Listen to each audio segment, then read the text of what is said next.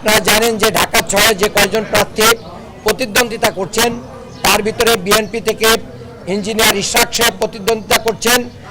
ঢাকা ৬-এর যে কয়টি থানা নির্বাচনী অফিস, সেই অফিসটি ইঞ্জিনিয়ার ইশরাক সাহেবের পিতা উত্তরাধিকারী সূত্রে প্রাপ্ত, তারা তাদের মালিকানাধীন বিল্ডিংয়ে ভাড়া রয়েছে। দীর্ঘদিন ধরে তাদের ভাড়াটিয়া হওয়ার কারণে এই থানা নির্বাচন কমিশন অফিসগুলো সেখানে এই অফিসটা রেখে নির্বাচনের গোপনীয়তা, নিরপেক্ষতা এবং অন্য যে গোপনীয় বিষয়গুলো আছে এটা ঠিক রাখা আমি মনে করি কোনোভাবেই সম্ভব না, নিরপেক্ষতা বজায় রাখা সম্ভব না। ভবিষ্যৎ হোক নিরাপদ, বিনিয়োগ হোক বিশ্বস্ত, আর আমার পছন্দ সল্ট বে। ওয়েলকাম টু সল্ট বে।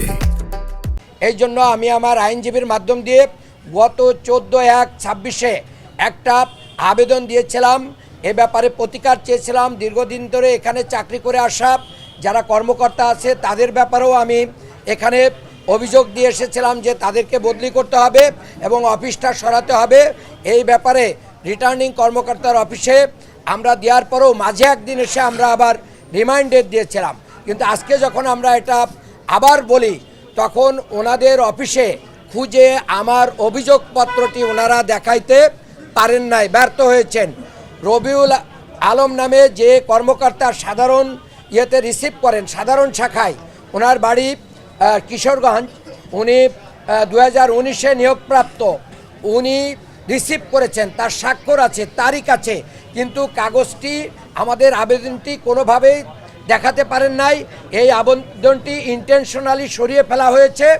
আমি আপনাদের মাধ্যম দিয়ে সিইসিকে এটা বলতে চাই, এ ব্যাপারে আপনারা যথাযথ ব্যবস্থা নেবেন।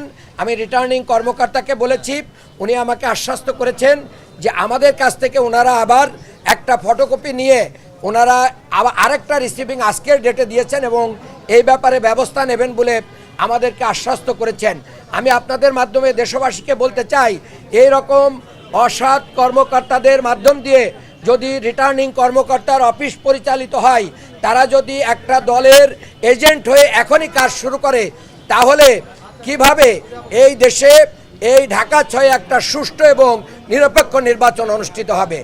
আপনাদের মাধ্যমে আমি জাতির কাছে এটা উপস্থাপন করলাম এবং আশা করি বিষয়টি আপনারা অত্যন্ত গুরুত্বের সাথে তুলে ধরবেন।